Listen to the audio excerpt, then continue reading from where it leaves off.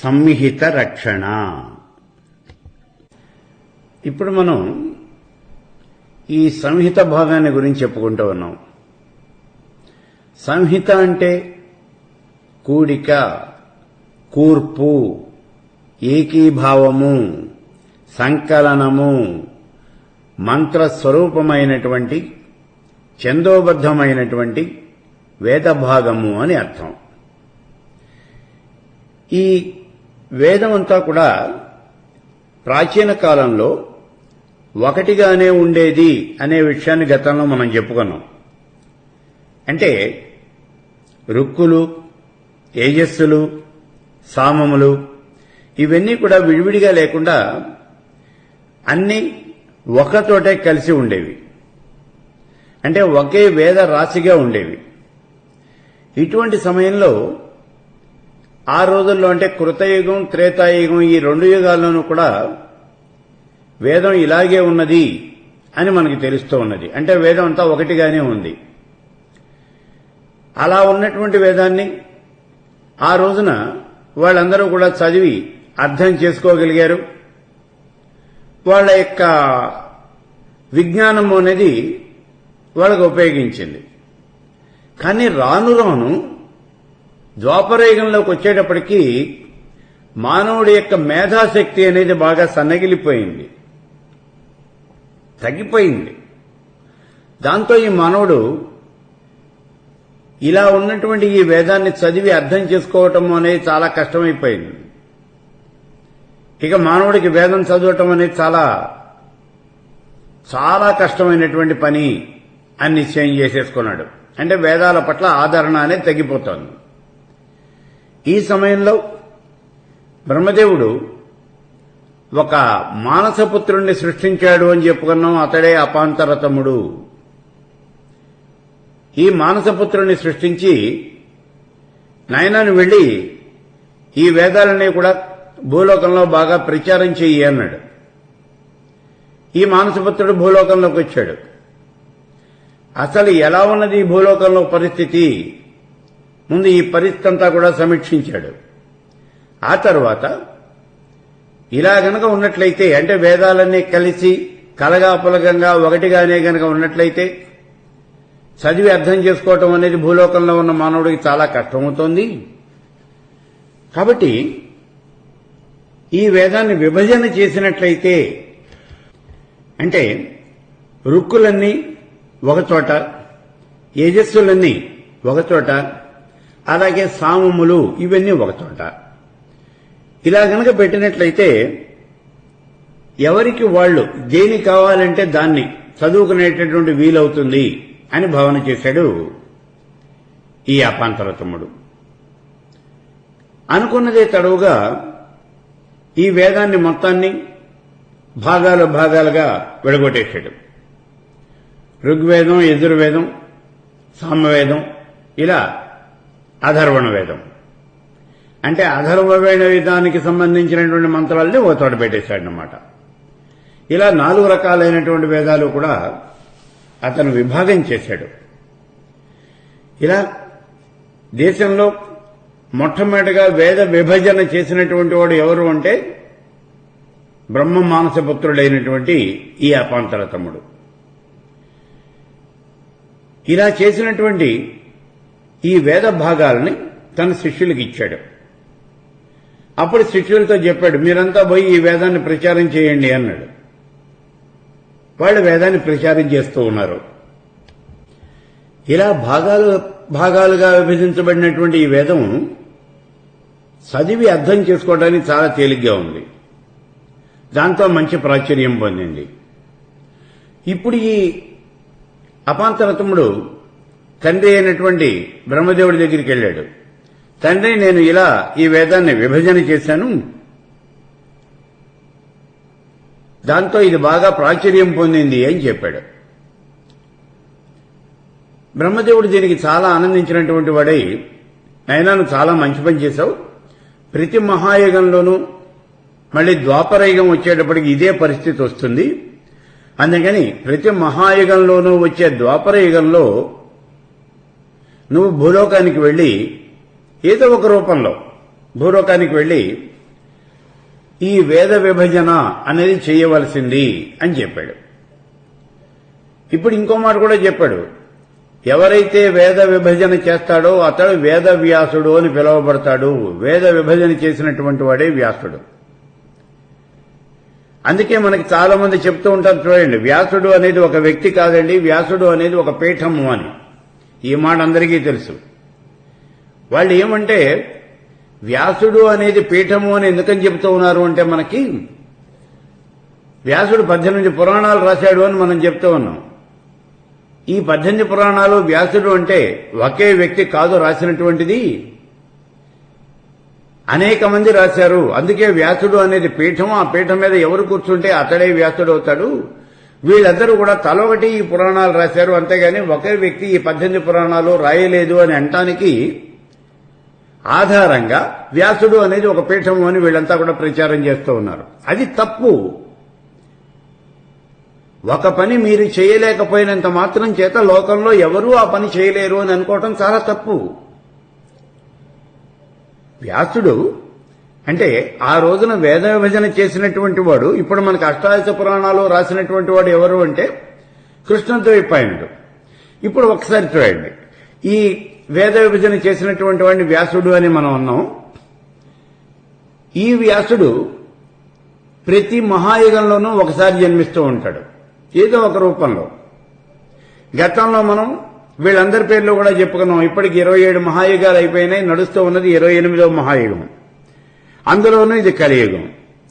కాబట్టి ఈ యుగంలో కూడా వేద విభజన అనేది జరిగిపోయింది. అంటే మొత్తం 28 మంది వ్యాసులు ఉన్నారు అని చెప్పుకున్నాం మనం. వీళ్ళందరి పేర్లు కూడా చెప్పుకున్నాం మనం. ఒక్కొక్క మహాయుగంలో ఒక్కొక్కడు వ్యాసుడిగా జన్మించాడు అని. 28వ మహాయుగంలో వేద విభజన చేసినటువంటి వాడు అంటే మనకి చాలా దగ్గర వాడు, మనకి తెలిసినటువంటి వాడు కృష్ణద్వైపాయనుడు. అతడే సత్యవతీనందనుడు. ఈ మహానుభావుడు వ్యాసం వశిష్ఠనప్తారం శక్తే పౌత్రమ కల్మషం పరాశరాత్మయం వందే సుగతాత్మం తపోనిషం. పరాశర యొక్క కుమారుడు. పరాశరుడు, సత్యవతి వీళ్ళకి జన్మించినటువంటి వాడే ఈ వ్యాసుడు. ఇతడు వేద విభజన చేసిన తర్వాత వేదాల యొక్క అర్థం మనకందరికీ తెలియాలి అనే ఉద్దేశంతో అష్టాదశ పురాణాలు రాశాడు. మళ్ళీ ఈ వేదంలో చెప్పినటువంటి ధర్మాలన్నీ కూడా పురాణాల్లో కథల రూపంలో చెప్పాడు. బ్రహ్మసూత్రాలు రాశాడు. ఈ పనులు చేసిందంతా ఈ కృష్ణద్వైపాయనుడే. దీనికి మన వాళ్ళు చెప్పేది వ్యాసుడు అనేది ఒక పీఠం అండి, ఇది ఒక వ్యక్తి కాదు అని. అంటే ఈ అష్టాదశ పురాణాలు రాసిన వాడు, బ్రహ్మసూత్రాలు రాసినటువంటి వాడు, వేద విభజన చేసినటువంటి వాడు ఒకడు కాదు, అనేక మంది ఉన్నారు అని చెప్తూ ఉంటారు వీళ్ళు. ఇది చాలా పొరపాటైనటువంటి మాట, తెలివి తక్కువ మాట అన్నమాట. ఏమీ తెలియకుండా ఏదో ఒక విషయాన్ని చెప్పాలి అనేటటువంటి కోరికతో వాళ్ళు చెప్తూ ఉన్నటువంటి విషయాలు ఇవి. వ్యాసుడు అంటే ఈ కృష్ణద్వైపాయనుడు దానికోసమే పుట్టినటువంటి వాడు. అతడికి ఇంకో పని అనేది ఏం లేదు. వేద విభజన చేయటం, వేదాలు ప్రచారం చేయటం. అందులోనూ అతడివి కూర్చొని రాయిలా. వ్యాసుడికి వరం ఉంది. వ్యాసుడు చెబుతూ ఉంటే వినాయకుడు కూర్చొని రాశాడు అని చెప్తూ ఉన్నారు మనకి. కాబట్టి వ్యాసుడు రాసింది కూడా లేదు, ఆయన చెబుతూ ఉన్నాడంతే. రాసినవాడు వినాయకుడు. అటువంటి పరిస్థితుల్లో వ్యాసుడు ఇవన్నీ రాశాడు అని చెప్పడానికి, ఆ కృష్ణద్వైపాయనుడే ఇవన్నీ రాశాడు అని చెప్పడానికి పెద్ద ఆశ్చర్యమేం లేదు ఇందులో. ఇవన్నీ రాసింది కృష్ణద్వైపాయనుడే, ఇందులో అనుమానం అనేది ఏం లేదు. అదే పని మీద వచ్చినటువంటి వాడు, అదే పని చేస్తూ ఉన్నటువంటి వాడు ఇంత జీవిత కాలంలో ఇన్ని పుస్తకాలు రాయడంలో పెద్ద విచిత్రమేం ఉండదు. అది మనబోటి కూడా చేయలేకపోవచ్చు. అంతేగాని వ్యాసుడంటే మహానుభావుడు. ఆయన సాక్షాత్తు వ్యాసాయ విష్ణు రూపాయ వ్యాస రూపాయ విష్ణువే.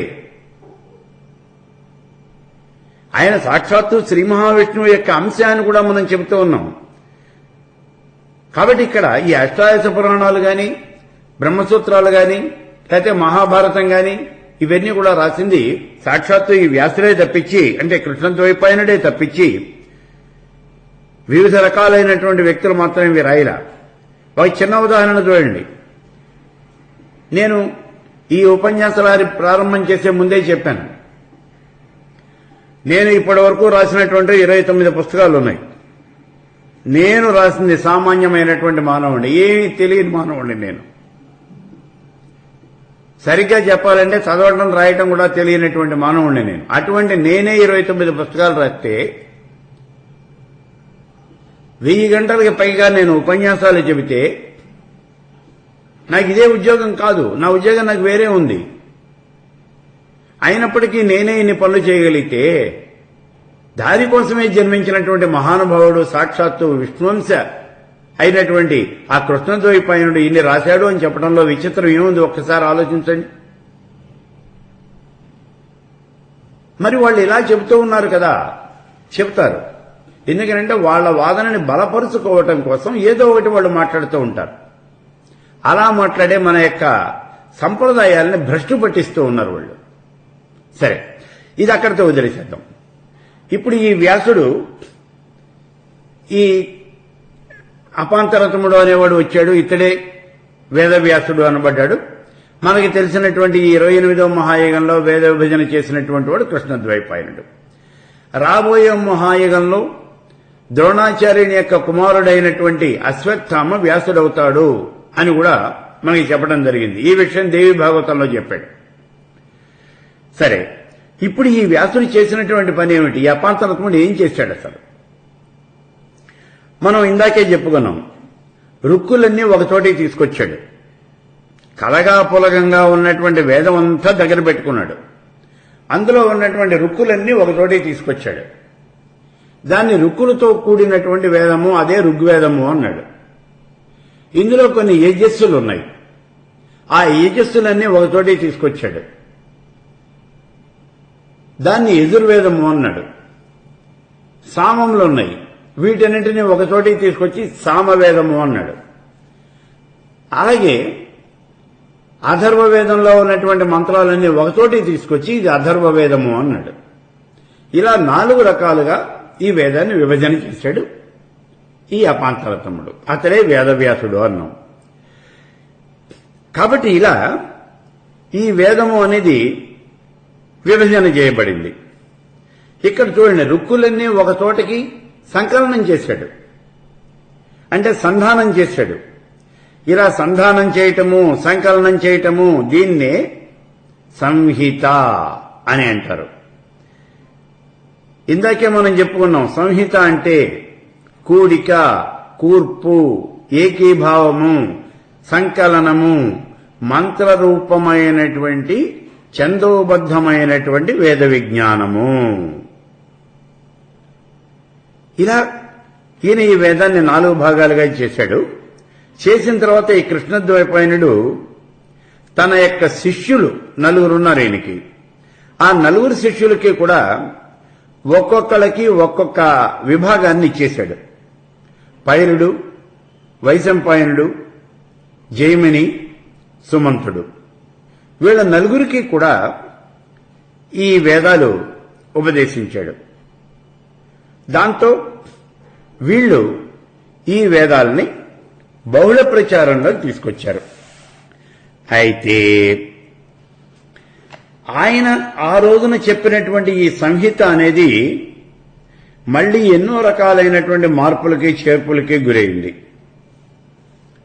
కృష్ణద్వైపాయనుడు చెప్పినటువంటి ఆ సంహిత అలాగే లేదు, అనేక రకాలైనటువంటి మార్పులు వచ్చేసినాయి అందులో. కొంతమంది మహర్షులు కాలక్రమేణా దీన్ని మళ్లీ కొంత మార్పు చేసి మళ్లీ ఇలా సంకలనం చేస్తూ వచ్చారు. ఈ రకంగా మనం చూసినట్లయితే ప్రతి వేదానికి కూడా సంహిత పాఠము అనేది మనకి ముందు దొరుకుతూనే ఉన్నది. ఇక్కడ ఇది ఋగ్వేదం కాబట్టి దీన్ని మనం ఋక్ సంహిత అని అంటాం. అలాగే యజుస్సంహిత ఉంది, సామ సంహిత ఉన్నది, అథర్వ సంహిత అనేది కూడా ఇక్కడ ఉన్నది. ఇక ఈ సంహిత అనేది పూర్తిగా మంత్రభాగము అనే విషయాన్ని మనం చెప్పుకున్నాం. ఇక ఈ మంత్రభాగంలో మనం లోపలికి గనక వెళ్ళినట్లయితే సంహిత అనేది స్థూలంగా 2 రకాలుగా ఉంటుంది. నిర్భుజ సంహిత, ప్రతృణ సంహిత అని 2 రకాలుగా ఉంటుంది. దీంట్లో ఈ మంత్రాన్ని చదివేటటువంటి పద్ధతిలో తేడా అనేది ఉంటుంది. ఒక చిన్న ఉదాహరణ మాత్రం ఇక్కడ మనం చూద్దాం. నిర్భుజ సంహితలో పాఠం యథాక్రమంగా ఉంటుంది. అగ్నిమీడే పురోహితం. ఇప్పుడు ప్రతృణ సంహిత మళ్లీ 2 రకాలుగా ఉంటుంది. అది పద సంహిత, క్రమ సంహిత అని 2 రకాలు. ఇందులో పద సంహిత పాఠానికి వచ్చేటప్పటికీ ఇందాక మనం చెప్పుకున్నాం, నిర్భుజ సంహితలో అగ్నిమీడే పురోహితం, ఇది అక్కడ ఉన్న మంత్రం. పద సంహితలోకి వచ్చేటప్పటికీ అగ్నిం ఈడే పురః హితం అని ఉంటుంది. అలాగే క్రమ సంహిత పాఠానికి వచ్చేటప్పటికి అగ్నిం ఈడే ఈడే పురోహితం పురోహితమితి పురహితం ఇలా చెప్పడం అనేది జరుగుతుంది. ఇలా ఎందుకు చెప్పారు ఏమిటి అని అంటే, ఈ వేద పారాయణ చేస్తూ ఉన్నప్పుడు, వేదాధ్యయనం చేస్తూ ఉన్నప్పుడు గురువు నుంచి శిష్యుడు నేర్చుకోవటం అనేది జరుగుతూ ఉన్నది. ఒకసారి ఎప్పుడైనా గనక ఈ వేద ఉచ్చారణ తప్పు గనక జరిగినట్లయితే దాన్ని సరి చేసుకోవటం ఎట్లా? ఇది సరి చేసుకోవటానికని మహర్షులు అనేక రకాలైనటువంటి పద్ధతులు కనిపెట్టారు. దాంట్లోనే వచ్చినటువంటిది ఈ వేదానికి వికృతులు అనేవి కొన్ని ఏర్పాటు చేశారు. అంటే ఈ ఋగ్వేద పాఠం, యజుర్వేద పాఠం, ఈ సంహితలు చదివేటప్పుడు కొన్ని వికృతులు అనేవి ఏర్పాటు చేశారు. అవి ఎలాగా అంటే జట మొదలైనటువంటి 8 రకాలైనటువంటి వికృతులు ప్రతిపాదించబడుతూ ఉన్నాయి. జట, మాల, శిఖ, లేఖ, ధ్వజం, దండం, రథం, ఘన, ఇవి మొత్తం 8 రకాలుగా ఉన్నాయన్నమాట. ఇలా ఈ 8 రకాలుగాను గనక మనం ఈ వేదాన్ని చదువుకున్నట్లయితే అందులో ఒకవేళ తప్పు దొర్లినప్పటికీ ఆ తప్పుని మళ్లీ మనం సరి చేసుకునేటటువంటి అవకాశం ఉంటుంది అనే ఉద్దేశంతోనే ఇవన్నీ కూడా ఏర్పాటు చేయడం జరిగింది. ఇవన్నీ ఒకదాని తర్వాత ఒకటి, ఒకదాని తర్వాత ఒకటి అలా చదవటం అనేది జరుగుతుంది. ముందు సంహిత అనేది యథాతథంగా చదవాలి, అంటే మంత్రం అనేది నేర్చుకోవాలి. ఆ తరువాత ఈ జట, దాని తర్వాత అన్నమాట ఇవి. ముందు సంహిత అనేది వేద భాగం నేర్చుకున్న తర్వాత జట, మాల, ఇలా ఒక్కొక్క దాన్ని మనం చదువుకుంటూ వెళ్ళటం జరుగుతుంది. మరి ఇందులో ఆఖరుగా చెప్పబడినటువంటిది ఘన. ఈ ఘన నేర్చుకున్నటువంటి వాటిని ఘనపాఠి అని అంటారు. వేదపారాయణలో ఈ ఘనపాఠి అనేటటువంటిదే ఇదే ఉన్నతమైనటువంటి డిగ్రీ. ఇంతకు మించి ఇంకేమీ లేదు. వేదం చదవటం వరకు కనుక మనం చెప్పుకున్నట్లయితే ఈ ఘనపాఠి, ఘన చదవటం అనేటటువంటిది ఒక్కటే అత్యున్నతమైనటువంటిది. ఇందులో అతడు దేన్ని చదువుకుంటే ఆ పేరుతోనే అతన్ని పిలవటం అనేది జరుగుతుంది. అంటే మనం మామూలుగా చెప్తాం చూడండి, ఇతడు డిగ్రీ చదివాయండి, గ్రాడ్యుయేటు, లేదు పీజీ చేశాడు, లేదు పిహెచ్డీ చేశాడు, ఇలా మనం చెప్తూ ఉంటాం. అలాగే ఇక్కడ కూడా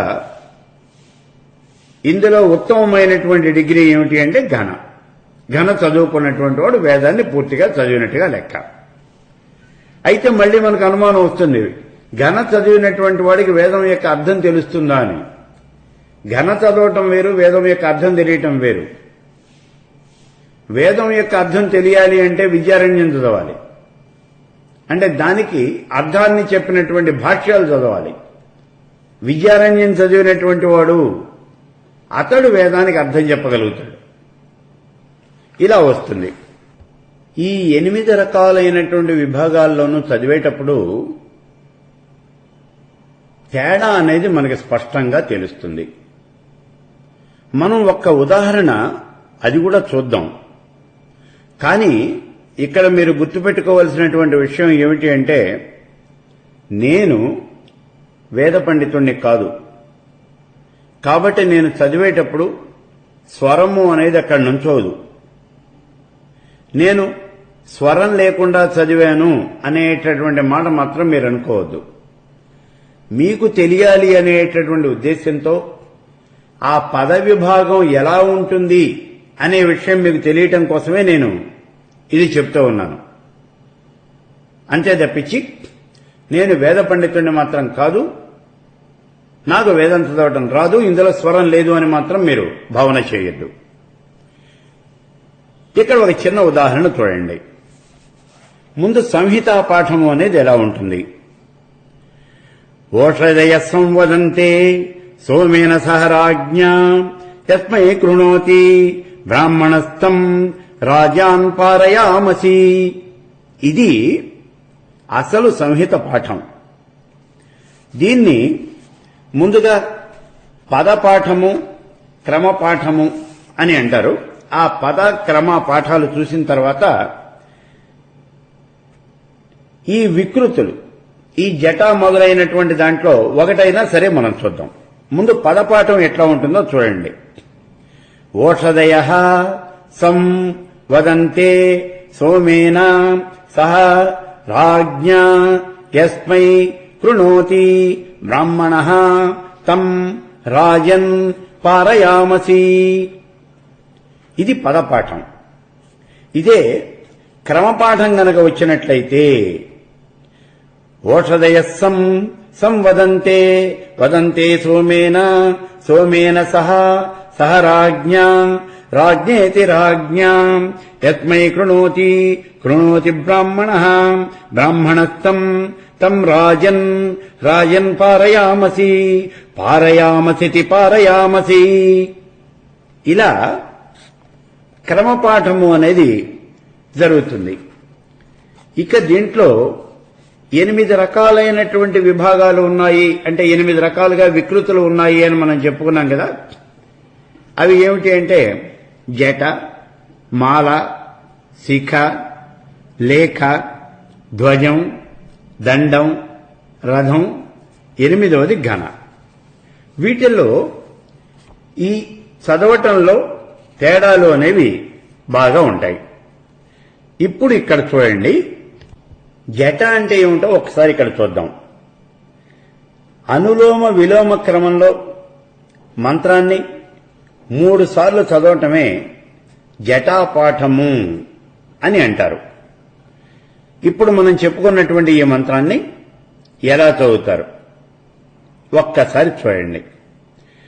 ఓషధయ సం ఓషధయ ఓషధయ సంవదంతే వదంతే సంవదంతే వదంతే సోమేన సోమేన వదంతే వదంతే సోమేన సోమేన సహ సహ సోమేన సోమేన సహ సహ రాజ్ఞా రాజ్ఞా సహ సహ రాజ్ఞా రాజ్ఞేతి రాజ్ఞా యస్మై కృణోతి కృణోతి యస్మై యస్మై కృణోతి కృణోతి బ్రాహ్మణో బ్రాహ్మణ కృణోతి కృణోతి బ్రాహ్మణః బ్రాహ్మణస్థం తం బ్రాహ్మణో బ్రాహ్మణస్థం తం రాజన్ రాజస్థం తం రాజన్ రాజాన్ పారయామసి పారయామసి రాజాన్ రాజాన్ పారయామసి పారయామసీతి పారయామసి.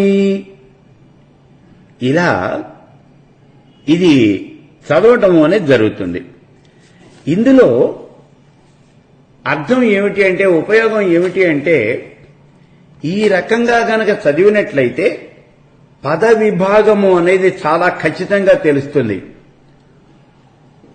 ఒకవేళ మనం చదవటంలో ఎక్కడైనా స్వరం తప్పినా లేదు ఒక పదం తప్పినప్పటికీ కూడా సంహిత పాఠంలో అది తప్పితే ఈ జట గాని ఈ ఘన గాని ఇవి గనక చదివినట్లయితే దాంట్లో ఇవన్నీ కూడా విడివిడిగా చెప్పబడి ఉంటాయి. ఇక్కడ చూడండి, ఇందాక మనం చెప్పుకున్నటువంటి మంత్రం చాలా చిన్నది. ఓషధే సంవదంతే సోమేన సహరాజ్ఞ యస్మై కృణోతి బ్రాహ్మణత్వం రాజాన్ పారయామసి, ఇదే మంత్రం. దాన్ని ఇప్పుడు ఈ జట చెప్పేటప్పటికీ ఇన్ని రకాలుగా విడగొట్టి ప్రతి పదాన్ని కూడా విడగొట్టి అనులోమం విలోమం విలోమం అనులోమం ఇలా ఒక క్రమంలో మంత్రాన్ని 3 సార్లు మనం ఇక్కడ చెప్పడం జరుగుతూ ఉన్నది. ఇలా గనక మంత్రం చెప్పినట్లయితే ఇందులో తప్పు దొరలదు అనేటటువంటిదే ఇక్కడ ముఖ్యమైనటువంటి ఉద్దేశం. దానికోసమే ఇన్ని రకాలుగా ఈ వేదాన్ని చదవటం అనేది జరుగుతుంది. ఇప్పుడు మనం ఈ సంహిత చూసాం, జట చూసాం. ఆ తర్వాత చెప్పేది మాలాపాఠం. మాలాపాఠం మళ్ళీ 2 రకాలుగా ఉంటుంది, క్రమమాల, పుష్పమాల. ఇందులో సగం దుక్కిని మొదటి నుంచి చివరికి క్రమ విపర్యాసం చేస్తూ చెప్పటమే క్రమమాలా పాఠము అని అంటారు. ఇక శిఖాపాఠం, జటాపాఠానికి చివర పై పదాన్ని చేరుస్తూ ఉండటమే శిఖాపాఠము అని అంటారు. అలాగే రేఖాపాఠం, 2 పదాలని 3 పదాలని 4 పదాలని 5 పదాలని విడివిడిగా క్రమంగా తలకిందులుగా ఇలా చెప్పటమే రేఖాపాఠము అని. ఇక ధ్వజపాఠం అంటే ఒక రుక్కులో మొట్టమొదటి పదాన్ని ఉచ్చరించి ఆ తర్వాత రుక్కులో ఉన్నటువంటి చివరి పదాన్ని చెప్పడం గాని, లేకపోతే వర్గంలో ఉన్నటువంటి మొదటి చివరి పదాలు క్రమంగా చెప్పుకుంటూ పోవటం గాని ధ్వజపాఠము అని అంటారు. అలాగే దండపాఠం, రుక్కులో సగాన్ని తీసుకొని ముందు క్రమంగాను తర్వాత తలకిందులుగాను మళ్లీ క్రమంగాను చెప్పి ఆ తర్వాత పదాన్ని జోడిస్తూ ఇలా చెప్పుకుంటూ వెళ్ళటమే దండపాఠము అని అంటారు. ఆ తర్వాత చెప్పేది రథపాఠం. పాదము యొక్క క్రమాన్ని అనుసరించి రుక్కులో ఉన్నటువంటి ఉత్తరార్ధాన్ని కలిపి దండపాఠంలాగా చెప్పినట్లయితే అది రథపాఠం అవుతుంది. ఈ పాఠం ద్విచక్ర రథపాఠము, త్రిచక్ర రథపాఠము, చతుశ్చక్ర రథపాఠము అని మొత్తం 3 రకాలుగా ఉంటుంది. ఇక ఆఖరుగా చెప్పేది ఘన. మంత్రం చివరి నుంచి క్రమంగా మొదటిదాకా చెప్పి మళ్లీ మొదటి నుంచి మళ్లీ చివరి దాకా చెప్పడాన్నే ఘన అని అంటారు. ఈ ఘనపాఠం మళ్లీ ఘనమని ఘన వల్లభము అని 2 రకాలుగా ఉంటుంది. మళ్లీ ఇవి ఒక్కొక్కటి 2 రకాలుగా విభజించబడ్డాయి. ఇలా మొత్తం ఈ ఘనపాఠాలు 4 రకాలుగా ఉంటాయి. వేదంలో చెప్పినటువంటి మంత్రాన్ని యథాతథంగా మనం చెప్పటమే క్రమపాఠము అని అంటారు. ఇలా ఈ సంహిత అనేది ఏర్పడింది. ఈ సంహితలో చెప్పినటువంటి ఈ మంత్రాలన్నీ కూడా రక్షించడం కోసం, అంటే ఇందాకే మనం చెప్పుకున్నాం, ఇందులో ఏ రకమైనటువంటి తప్పులు దొరలకుండా ఉండడం కోసం ఏర్పడినటువంటివే. ఇది ఒక ఉపాయం. ఇవన్నీ కూడా ఈ జట, ప్రథము, ఘన ఇవన్నీ కూడా ఇలా సంహిత రక్షణ కోసం ఇవన్నీ కూడా ఏర్పాటు చేయబడింది. దాంతో ఏమవుతోంది అంటే వేదంలో చెప్పినటువంటి మంత్రం ఆ స్వరము అనేది అలాగే నిలిచిపోతుంది. అందులో ఏ పదము కూడా తప్పు రాదు, తప్పు దొరలదు. ఆ రోజుల్లో మనకి కేవలము గురువుగారు చెప్పినటువంటి విషయాన్ని మనం విని అలాగే పలికి, అంటే ప్రత్యక్షంగా ఆయన దగ్గర నేర్చుకుంటేనే మనకు వేదం. ఒకవేళ మనం తప్పు గనక పలికినట్లయితే అది మళ్లీ మనకి ఇబ్బంది అవుతుంది. ఆ తప్పే మన దగ్గర దొర్లుతూ ఉంటుంది. అందుకని ఇలా తప్పు దొరలకుండా ఉండటం కోసమే ఘన వరకు ఇవన్నీ కూడా మీరు పారాయణ చేయండి అన్నారు, నేర్చుకోండి అన్నారు. ఇవి నేర్చుకున్నట్లయితే వేద పారాయణలో ఏ రకమైనటువంటి తప్పు కూడా దొరలదు. ఇది దీని యొక్క ప్రయోజనం. ఇలా సంహిత స్వరూప పరిరక్షణ ఉద్దేశంతో ఏర్పడిందే పరిశిష్ట రూపంలో ఏర్పడినటువంటి అనుక్రమణిక. సంహితా పాఠంలో ఉన్నటువంటి విషయాల్ని క్రమంగా వివరిస్తూ అందులో ఉన్నటువంటి సూక్తాలు, మంత్రాలు, పదాలు, అక్షరాలు ఇవన్నీ కూడా లెక్కేసి చెబుతుంది. అందువల్ల సంహితలో ఏ రకమైనటువంటి మార్పు వచ్చినప్పటికీ వెంటనే మనకు తెలిసిపోతుంది. ఇలా చరిత్రకి ఏమాత్రమూ అందనటువంటి కాలంలో ఏర్పడినటువంటి ఋక్సంహిత మొదలైనటువంటి ఈ సంహితలు అనేకానేకమైనటువంటి పాఠ విశేషాలతో సంరక్షించబడి ప్రపంచంలో ఏ దేశానికి కూడా దొరకనటువంటి రక్షణ, ఆ సాహిత్యానికి ఉన్నటువంటి రక్షణ అనేది పొందినాయి. ఇప్పుడు ఇలా ఇన్ని రకాలుగా ఈ వేదాన్ని చదవటం వల్లనే ఆ వేద సాహిత్యానికి రక్షణ అనేది ఏర్పడింది. అందుకనే ఈ వేదం అనేది చెక్కు చెదరకుండా ఇవాళకి కూడా మనకి అలాగే యథాతథంగా దొరుకుతూ ఉన్నది.